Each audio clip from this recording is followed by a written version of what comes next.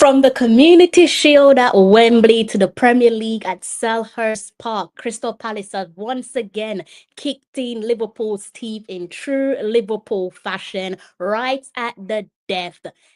And with that, the unbeaten run is over.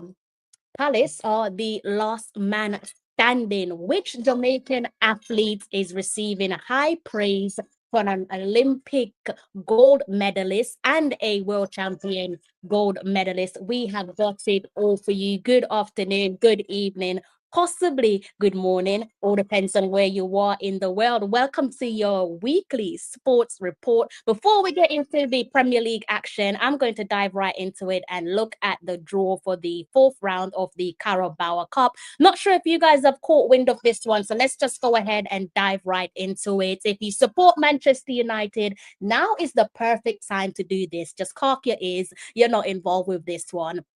And it is in no particular order. Let's just start this one off from the top.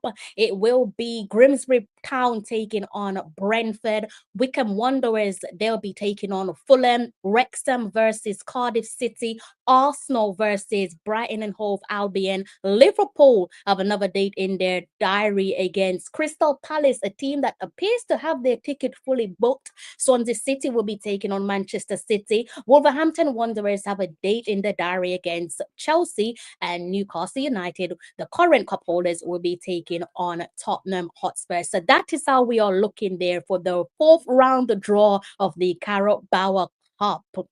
Let me know how you guys are doing. Big up yourself. I hope you are in good health. Always a pleasure to see you in the comment section. I guess we just have to dive right in it and talk about the big boys, don't we? We do have to go ahead and just dive right into it and look at a couple of the games they played over the weekend. I think the one there that set the tone for the weekend, maybe for myself, maybe for you guys there involved as well. Perhaps it involves the league leaders. So do let me know if you disagree with that one. Drop it in the comments section. That's whether you're watching it on replay or whether you're watching it live, a bit like Do get friendly with the comment section. It is there for a reason. And you're looking at a shot there on your screen of Philip Mateta. And you can see there that it hits the inside of the bar. But before we get on to that wonder strike there from Joan Philip Mateta, by the way, if that had found the back of the net, for me, goal of the season contender, and I think it would have been hard to top that one being the goal of the season. Beautifully struck there by Mateta. Bit of a shame there as a neutral watching this one. I'm sure that that one there had you jumping out of your seat. Before we get into that, what should have been a goal if it wasn't for the inside of the post, and I'm sure you guys can see that on screen. Maybe you need to enlarge your screen, but I'm pretty sure it's pretty clear. I'm going to say this before I talk about the game there, Liverpool versus Crystal Palace, or I should say Palace hosting Liverpool. I will say that I do love what Liverpool did coming into the new season as the current reigning champions of the Premier League. I don't know if I've said this on my channel before, but I do need to say it before I dive right into the mix of things that I think a message was sent from Liverpool, or in my opinion, a message was sent there in the summer transfer window. I definitely loved how they attacked the summer transfer window. And for me, as a defending champion, that's exactly how you should be going about business. And I was looking and I was watching them because they're not my team. I'm not going to pretend as if they are. I was looking at thinking, I was watching on with admiration in the summer transfer window, giving them their applause and thinking that's exactly how a defending champion should be handling business. And they were doing so, in my opinion, with the intention of wanting to hold on to their crown, as they rightfully should be doing so. And by the time we got to the Premier League curtain raiser, the Community Shield, I think it was quite clear and obvious there that they had some weaknesses that needed to be ironed out. And funny enough, the team that exploited or exposed their weakness was Crystal Palace. You can see the fragility within the Liverpool team, and watching that Community Shield there, overall, you could see that possibly Liverpool were maybe about 2 to 3 players away from being a complete squad, and they came close to doing so. Obviously, we know the deadline day signing of Alexander Isak, and they also tried to sign the Crystal Palace man, Captain Fantastic, Mark Gui, but that one, the football gods weren't allowing them to have their their way with that one, and subsequently it led to them that deal not coming through at the last minute for them on deadline day. Now going back to this game that you guys can see on screen, you're looking at Jean-Philippe Mateta. This one here should have hit the back of the net, denied by the inside of the post, unfortunately, there for Crystal Palace. I was actually speaking to a mentor of myself. Pick up yourself, Mr. Mellor. He was at the stadium at Selhurst Park, and he was saying to me, Crystal, when he struck that ball, everyone inside the stadium were convinced that it hit the back of the net. It was going into the back of the net, I should say. And it's a little bit disappointing. I don't know about you guys, but I do like Crystal Palace. I think if I was just coming into football, getting into football now from a young age, I think Crystal Palace would be my team. Mainly because of their representation. I love their representation. You've got players from all different nationality. They really are Black Boy FC or Mandem FC, whichever way you want to spin it. But I love Crystal Palace. I like what they're doing. Now going back to this game here, this game against Crystal Palace, for me, obviously, because of what was at stake, Liverpool needed to win this one in order to, enhance their grip at the top of the Premier League table. And unfortunately for them, they didn't do so. But this one for me was a tone setter for the Super League the Sunday Super League clash between Arsenal and Newcastle. Newcastle playing host to Arsenal at St. James's Park. And in a nutshell, to put it politely, Liverpool had their asses handed to them.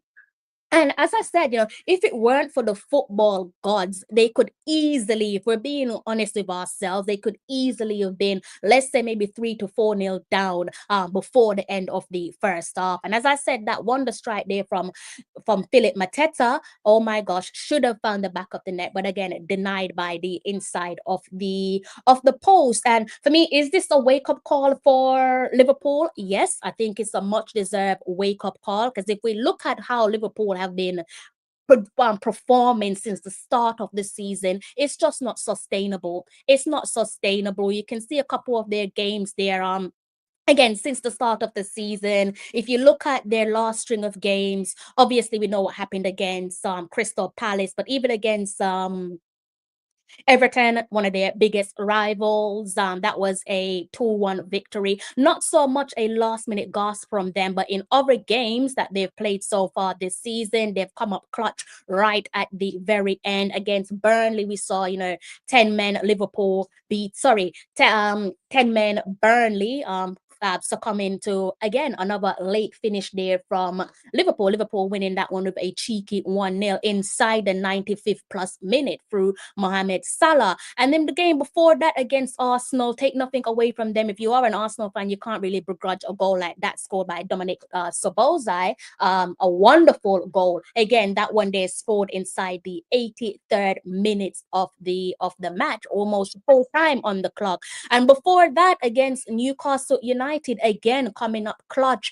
Funny enough, against 10 men United, and now a scoreline. That one was 3-2 in favor of Liverpool, winning in some exciting fashion there. If you are a fan of the Reds, again a goal scored inside the 90 plus minute. I think it was maybe around the 10 plus minute mark, and you can't take nothing away from the young man Rio. A wonderful moment for him.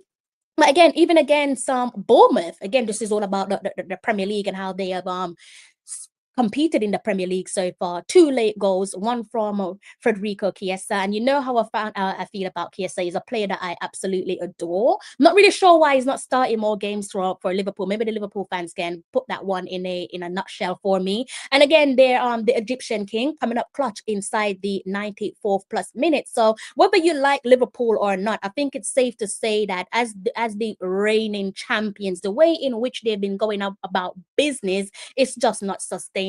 Coming up clutch, that's about, let's say, 12 points on the board through late goals. If you look back at the string of games that they've played of late, again in the Premier League. So what does that tell us? Between the Community Shield, if you couldn't find what you needed to find from the Community Shield in terms of what to expect from Liverpool, what you've seen from the Community Shield, the Premier League curtain raiser, and the Premier League, the start of the Premier League is about match day 6 now, I think, has concluded, is that they are not perfect. They're far from perfect, and they do have some fragilities about them. And so far, twice in the matter of months, I think between August and September, the team that has fully exploited those fragilities is Palace, and deservedly so. Now, I'm not going to draw out their new recruits because I don't think it's fair. I think every new recruit deserves time to adjust and find their feet and get stuck in.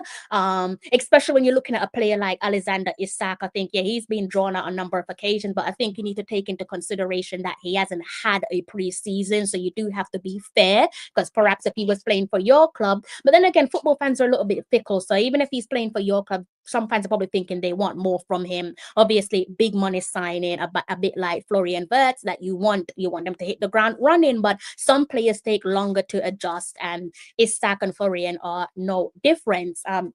So as I was saying, as it relates to Liverpool there, for me, you cannot retain your crown by scraping through games. And what we saw on Saturday from Crystal Palace is Crystal Palace did to Liverpool what Liverpool do to other teams. And you could call it a little bit of a poetic justice, confident performance from the lads there at Selhurst Park. And it's something there, I imagine, as a neutral watching this one, if you don't have anything at stake, if you're just trying to enjoy a game of football on a Saturday afternoon, to lose a player like the caliber of Eze, big game player. We saw what he did against Liverpool in the Community Shield. You also almost lost your captain, fantastic Mark Gui, funny enough to Liverpool, undeservedly, in my opinion, booted out of the Europa League. And for them to still be standing tall, still shining, still beating the top dog, the league leaders, the current holders of the Premier League crown, one of the best in Europe,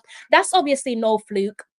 It's no fluke. It's not them just basking in the what do you want to call it, honeymoon period. Some people can say the curtain raiser, you got lucky. Clearly not. Clearly not. It's not about luck, and that's two trophies in the bag there for Crystal Palace: the FA Cup and the Community Shield. So basically, two finals played at Wembley, and they've managed to secure silverware. And I'm not trying to hear this nonsense about you don't care about the Community Shield, because it's not a big trophy.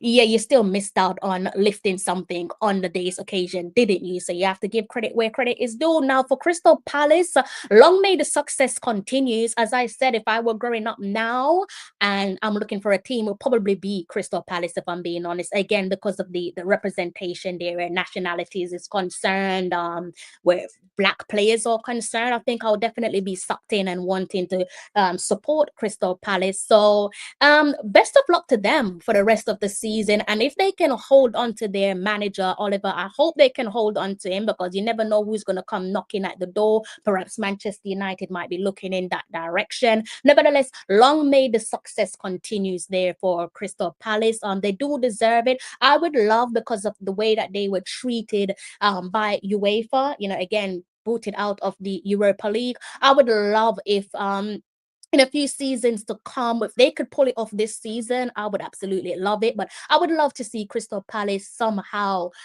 put themselves in the Champions League, to be playing Champions League football. What a redemption that would be for Crystal Palace, to think that you got booted out of the Europa League, undeservedly so. They should be playing Europa League competition, Europa League football this season. I would love to see them in the Champions League, and it's not far-fetched given how they're playing now.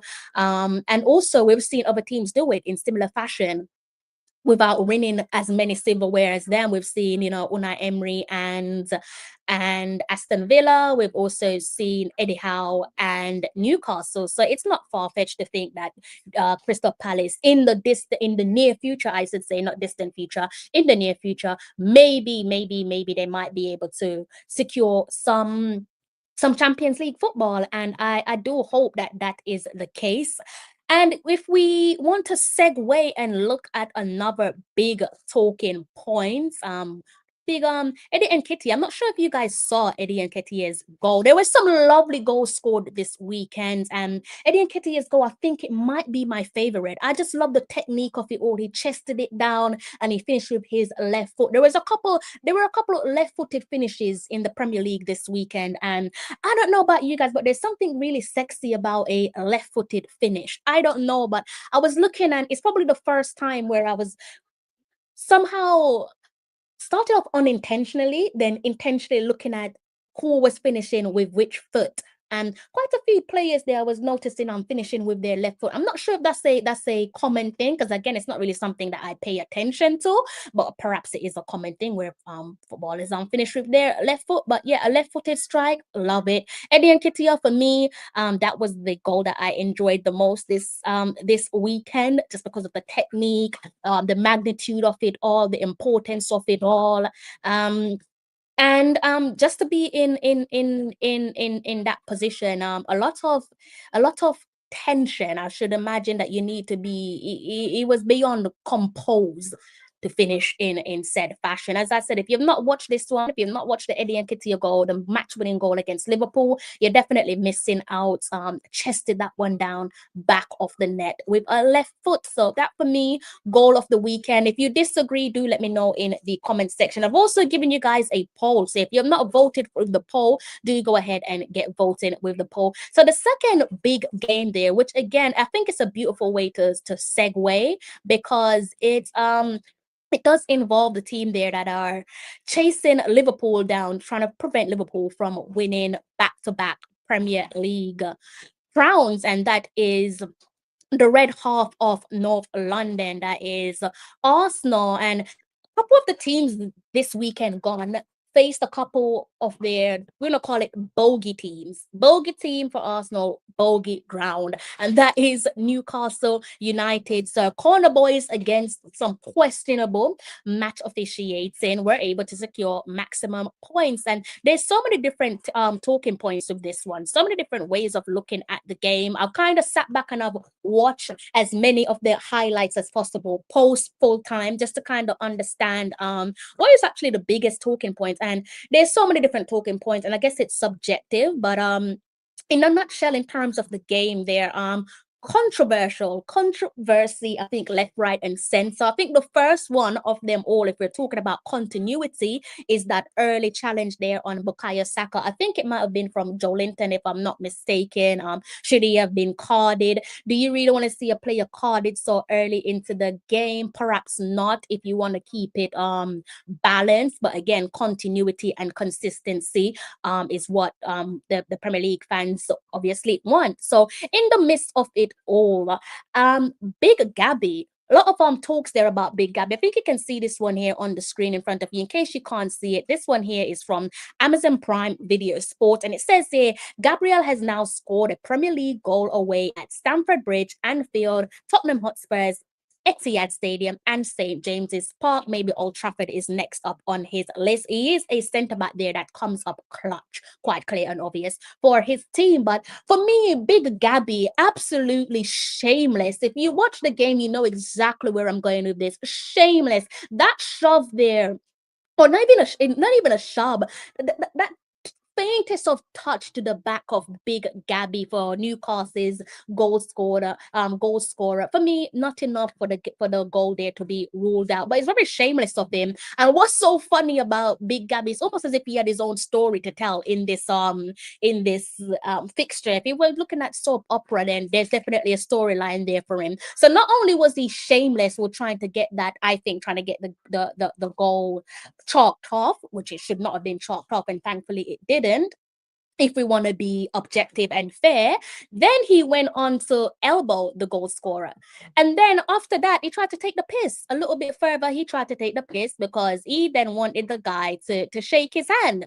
So not only did you try to get his goal chalked off, not only did you go ahead and elbow the man, but then you're there trying to get him to shake your hand. And I'm actually quite delighted that he didn't shake his hand, because why should he shake your hand? Like, you tried to get his goal chalked off, you went on to elbow him, and then you're trying to shake his hand as if all is well. Like, so I'm glad that Voldemort there stood up for himself and didn't allow Gabby to pretty much mug him off, because I think that's what he was doing. But in the midst of all of that, I'm looking back and I'm thinking, do Arsenal finally have a prick in their team? Yes, you heard that correct. Do Arsenal finally have a prick in their team? The elbow to the face of Voldemort, Big Gabby for me, could easily killed easily and perhaps should have been rewarded with a red card. For me, it was silly, it was unnecessary decision. And I think it's maybe from the Arsenal fans, it's being overlooked because quite simply nothing came of it, in the sense that worst case scenario, he wasn't shown red. And we've seen red cards for similar decision. And funny enough, Gabby is guilty of picking up some silly red cards in his career for Arsenal, anyways. But that being said, in terms of, is there a little prick there in Big Gabby? Perhaps so, but is that a good thing? I'm swaying towards yes, it is a good thing. I personally believe that every winning team or every title winning team needs a player with a little bit of a prickish tendency in their team. I think you can see throughout the years, if you want to go all the way back to 2+ decade ago or 2 decades ago, or the last 10 to 15 years of the Premier League. I think that every team needs a player there, a bit of a prickish tendency. Liverpool's had done, or maybe Liverpool's had a few. Mane, not an absolute prick, but he definitely has some prickish tendencies. Chelsea's Diego Costa, absolute prick. Rodri for Manchester City, probably a clever prick, but nevertheless, he's still a prick. And all of those players there that played under Sir Alex Ferguson, guilty of being a prick, guilty as charged. Now, what I do like about this game, and also from more so the church boy is not, he's not a prick, but he is showing that he's no mug, and he's becoming a little bit more outspoken. And that obviously is Arsenal's Bukayo Saka. So of the quotes they're taken from the post-match interview from Saka claimed Arsenal are usually on the wrong end of decisions after their win against Newcastle. And I kind of feel like that's a little bit funny, because if you're going to have this, and I'm not saying that Saka does, but if Arsenal fans have this victim mentality where match officiators are going against you, then what do you have to say about what Big Gabby did? Because the elbow to a man's face, you're lucky that he didn't go down like a ton of bricks, because that to me, you would have given the referee the easiest decisions to make. So if you are a victim of poor match officiating or unfair match officiating, why are you giving the referee a easy decision to make, given the magnitude of the situation, the magnitude of the occasion? You're going to a ground where it is your bogey ground against a bogey team, where results in last couple of seasons haven't exactly gone your way. It's been a little bit of a sticky one for Mikel Arteta going up against Eddie Howe. So Bukayo Saka said a few words there post match, and he said something to the to the something along the lines of things like this always go against us. Today we got what we deserve. Again, going back to what Big Gabby did, definitely lucky not to have seen red. On a different day, you probably would have seen that. And going back to whether or not Arsenal have somehow inheriting a little bit of a prick there in their squad. Perhaps, as I said, I think it's if you can play your cards right and you can get away with decisions that you probably shouldn't be getting away with, that will probably pay dividends somewhere along the season. Because as I said, I think every Premier League title winner, from what I can think of, I'm trying to think of when Leicester City won the title, did they have a prick in their team? Let me know in the comment section. Any players there with a bit of a prickish tendency, let me know. But even if you're going for a top four chase, I think you see in the Premier League, you have players who are guilty of such. Bruno, funny enough, he's looking there. You got two pricks on screen. Look at them in the middle. Bruno is like, hey, that's something that I usually do. You can't come and steal my act. Bruno of Newcastle, Anthony Gordon of Newcastle as well. And I like to put it this way: you hate them when they're playing against you, but you would absolutely love them in your team. Which fan in their rightful mind wouldn't want Bruno and Anthony Gordon in their team? Yes, they've got prickish tendencies, but you kind of want that in your team. You don't want your team to be filled of players who are softer than a baby's bottom, because I don't think you're going to win the Premier League that way. So it's good to see the church boy Bukayo Saka stand up and be vocal, and it's also good to see a little bit of a bit of a nasty side, pending that you can get away with it. Be as nasty as you like. You just got to make sure that those decisions there don't go against you. And I think in terms of being again having those little prickish tendencies. I think for me, and be interesting to see what you guys have to say. But I think these are some of the secret ingredients there that can help you to win the league. Again, if you can get away with it, but how long can you get away with it for? Especially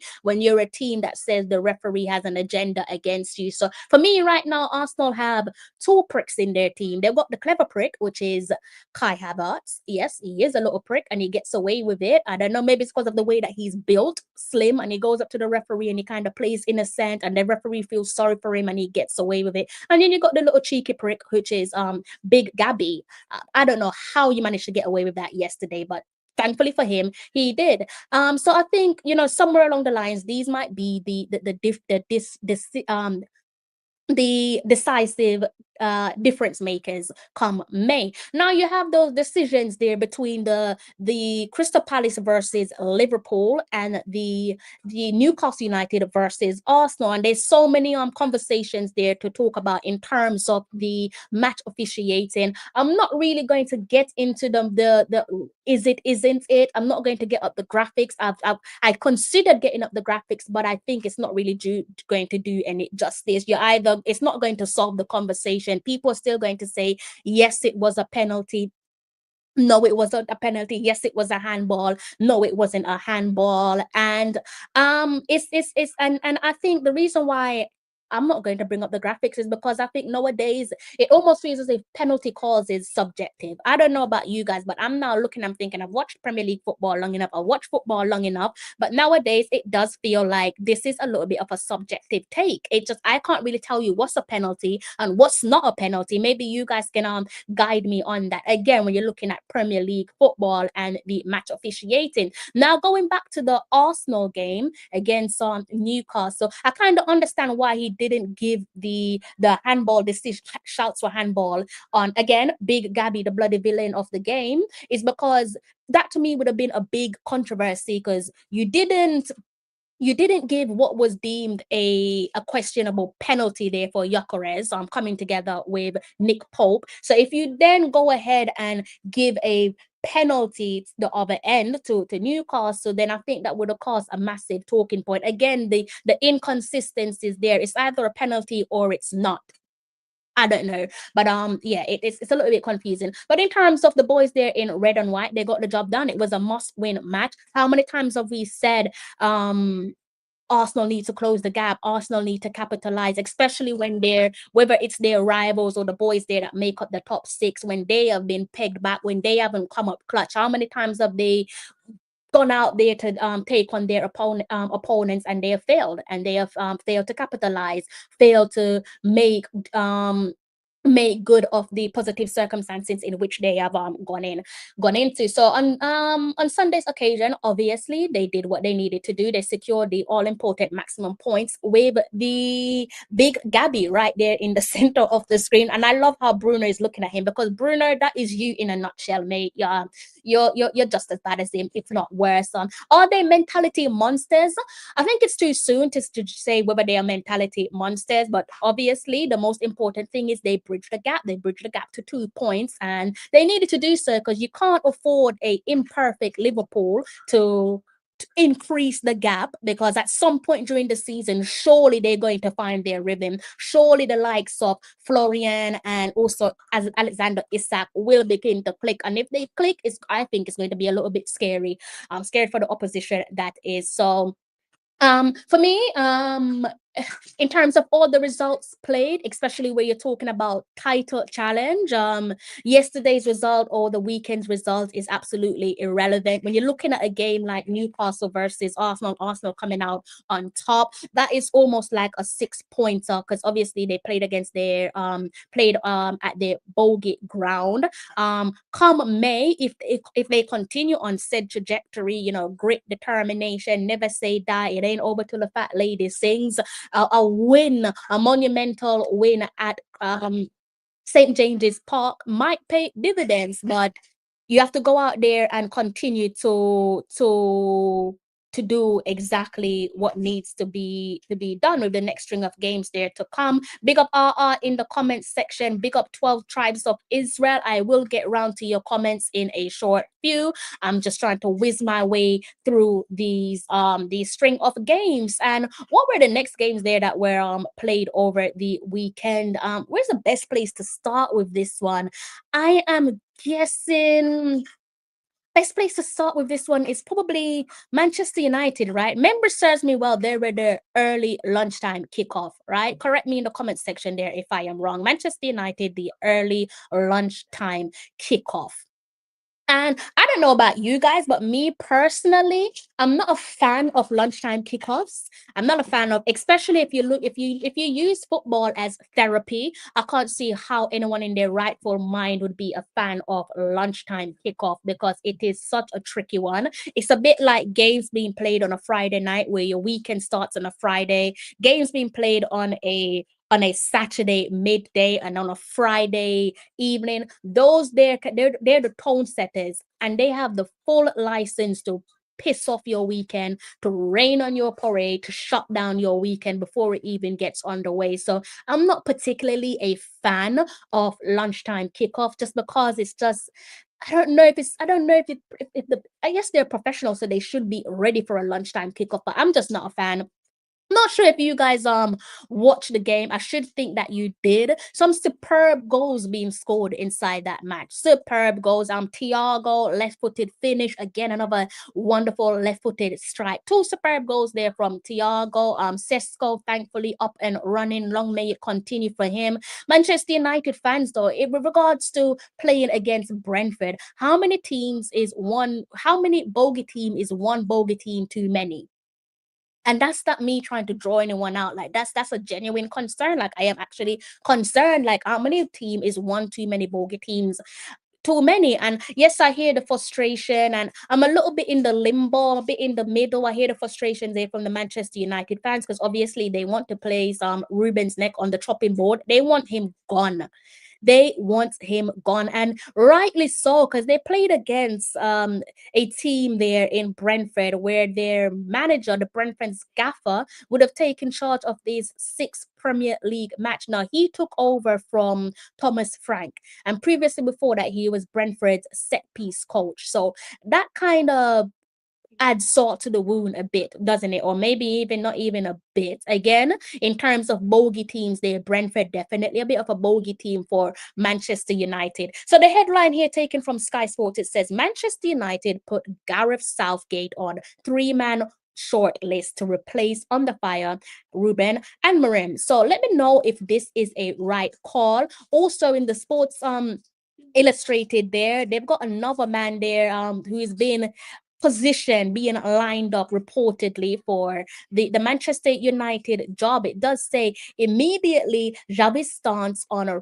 replacing Ruben Amorim as Manchester United's manager revealed. So this one here, let's go down and get to the meat of the matter in terms of what was reportedly said. According to Fabrizio Romano, Xavi is studying the Premier League as he awaits the hit move and gleefully accept the chance to take over at United. The lack of European football on offer at Old Trafford is not thought to be a problem for Xavi, who would make the move immediately if those in charge at Manchester United reach out. So I don't know about Manchester United. I can't speak for you. I'm just watching on, and I am keen to know. Like genuinely, I am concerned. I'm not one of those fans there. I mean, I grew up being battered and bruised by you. So in all fairness, I should be sat here laughing, but I'm not going to laugh because it's not a laughing matter. Like this is one of the teams there who they are, for me, the biggest team in England,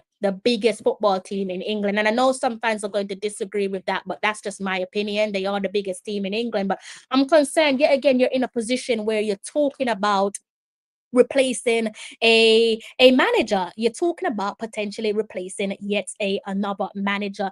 Is that the right call? Like, is that the right? How many managers have you had since Sir Alex Ferguson? It's probably been in the double digits, and maybe I'm exaggerating, but you're probably looking at double digits in terms of replacements. So for me, it's like you've tried various prototypes, almost every single prototypes that you can think in terms of managerial appointments, and it's not paying dividends. Long term, it has yet to pay dividends for you guys. So in terms of those prototypes there, you've gone with the Premier League experience one in terms of David Moyes and Jose Mourinho. You've gone with the experience and proven in terms of Mourinho and LVG. You've gone with the club legend on an interim or a subsequent permanent basis with Giggs, Carrick, Ruben Nistelrooy, and obviously Ollie. And you've gone with the young one with Ruben, and still you can't seem to find your way. You still can't seem to bring yourself back to where you need to be. So is sacking another manager the right call? I'm pretty sure most of you just want to get rid of Ruben anyways, but at what point are you going to address the underlying issue? Because surely there's an underlying issue here. It's not just a case of sack and replace, because it's not bloody working. It's not working. It's been what? It's been over a decade. So you're now steadily approaching almost 20 years since you last won the Premier League title.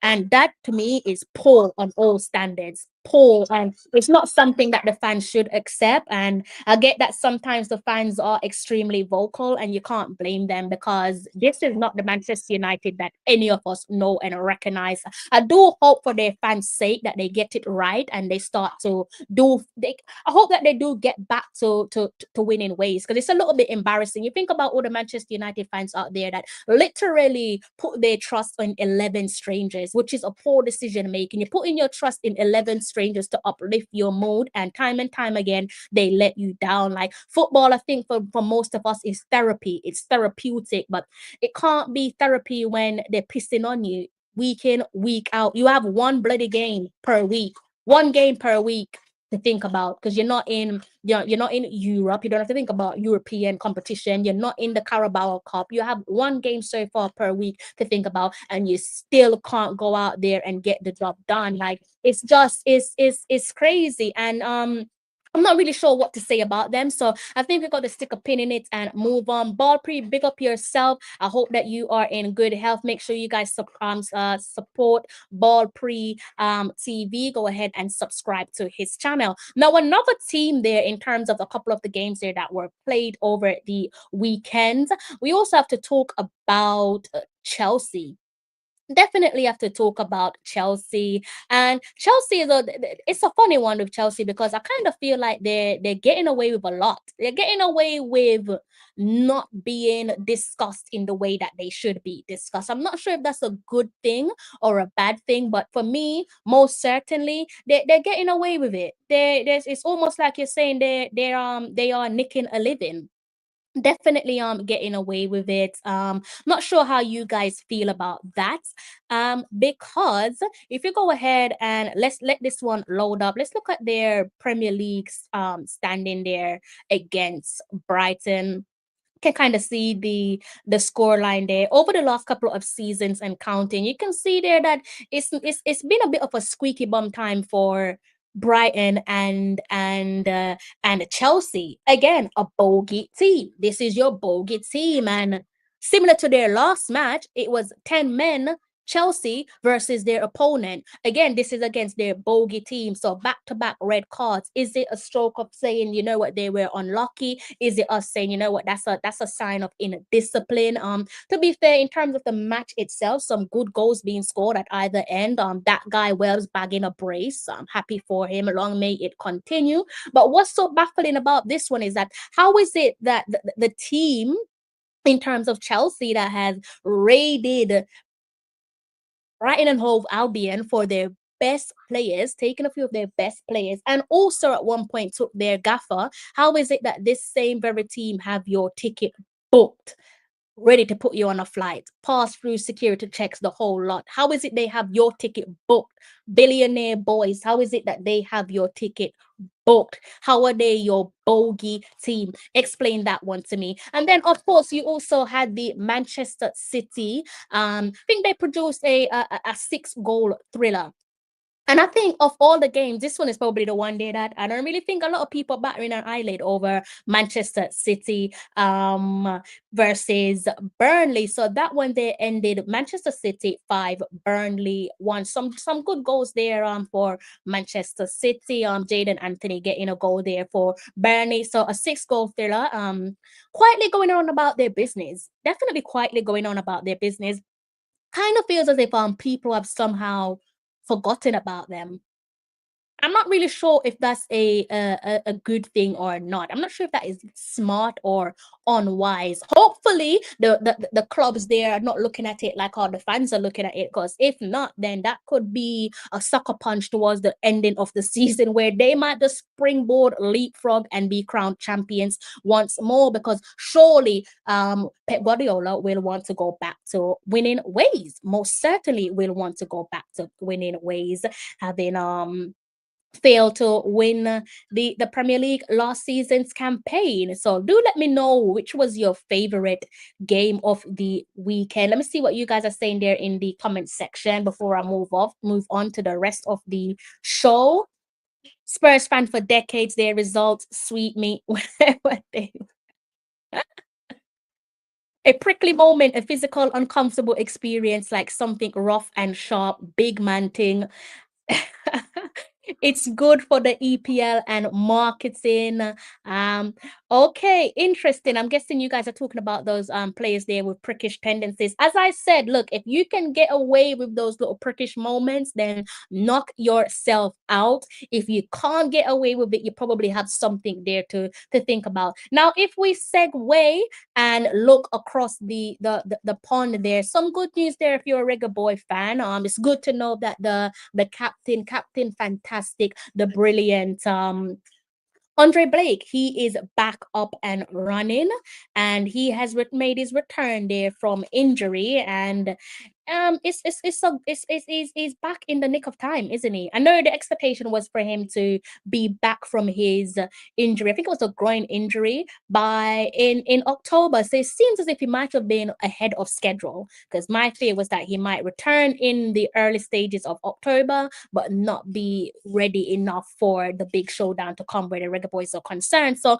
back there, two games in the bag there for the skipper, the captain, Andre Blake. Brick wall. You can see they're beating New England 1-0. 10 men, New England 1-0. They suffered a defeat at the hands of Philadelphia Union and Andre Blake. And they went a couple steps further by dusting DC United 6 goals to the good. So two games back there for Andre Blake, 2 clean sheet. Long may it continue. That's what you want to see as we edge closer and closer to the international window. I know if you support certain clubs, you cannot wait for that international break to come up. Now, as I segue with the football talk, I might just jump right into some athletics there for you guys because on a recent episode there of Ready Set Go.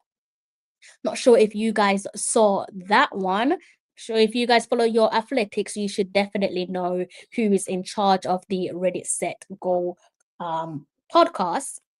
And if you don't give them a listen, please do go ahead and give them a listen. So, on a recent episode of his Ready, Set, Go podcast, former Olympic and world champion Justin Gatlin saluted Jamaica's world championship 200 meters bronze medalist Brian Level, the man on the screen in front of you, while paying homage to his compatriot, 4-time 200 meters world champion and 100 meters Olympic gold medalist Noah Lyles. Gatlin also commended Level. And in case you missed this one, don't you worry, I definitely have you covered. You can go ahead and listen to what Gatlin has to say from the horse's mouth. And he's 21. Listen, this is why I had him as my number one in this situation because he has ran a really good season. He's coached by I think Shelly Ann's coach as well. Chat, verify that for me. I believe that's the case. So that means he has a bona fide coach and he's training with athletes who know how to get the job done as well. So just because he's 21 doesn't mean that he doesn't have some experience coming into a championship. I mean, as you watch him run his rounds, he ran his rounds like he was a seasoned veteran. like he had something left in the tank to give. Like he was ready to go out here and say, hey, I'm going to give you what I know I can give you in this finals. And that's how he came off that turn. He came off that turn like textbook champion first off that turn, right? And he tried to hold on as long as he could. He went out there and grabbed the silver, man. So congratulations, Lavelle, man. A true talent. And he will be a problem for like definitely the next year and the year after that and so on going forward, man. I think this is a turning page for Team Jamaica having a 200-meter runner who really can threaten the podium. And he's 21.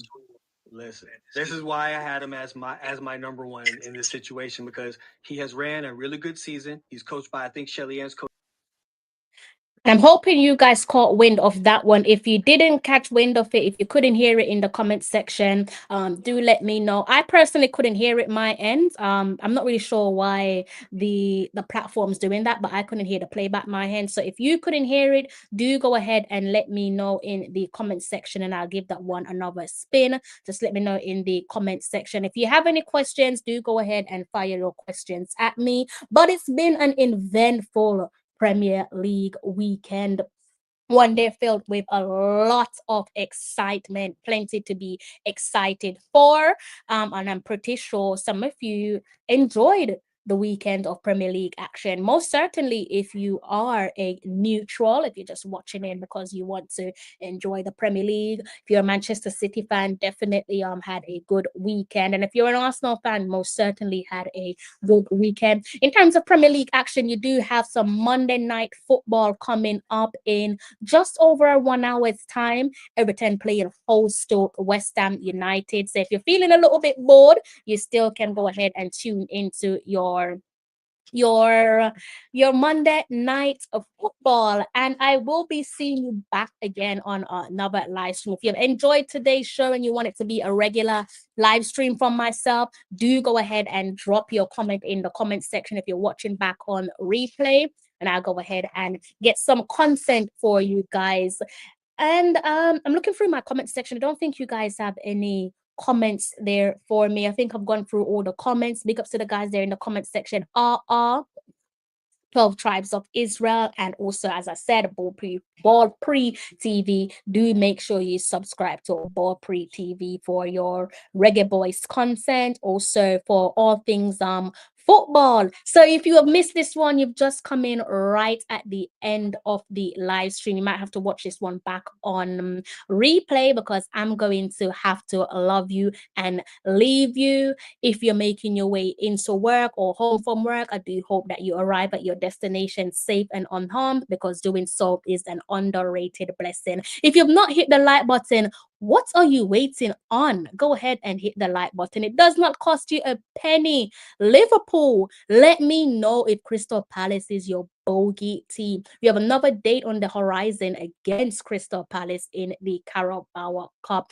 You got to make sure that they don't kick your teeth in once more, because you might just end up looking like a gummy bear, completely gummy, toothless, and you don't want that to happen. All right, you need your full set, all full set, 32 showing and glowing. All right, I'm going to have to love you and leave you. Make sure you hit the like button. It's been an absolute pleasure speaking with you guys. So almost under 1 hour. Wanted to keep it short and sweet, and you know how it goes. Until next time, take care.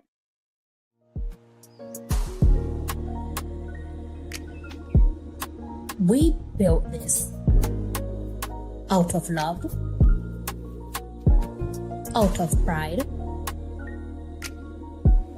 shining a light from the island to the diaspora to the world. A golden beacon of sports, music, and everything in between. The very best of Jamaica. We're little, but we're Talawa.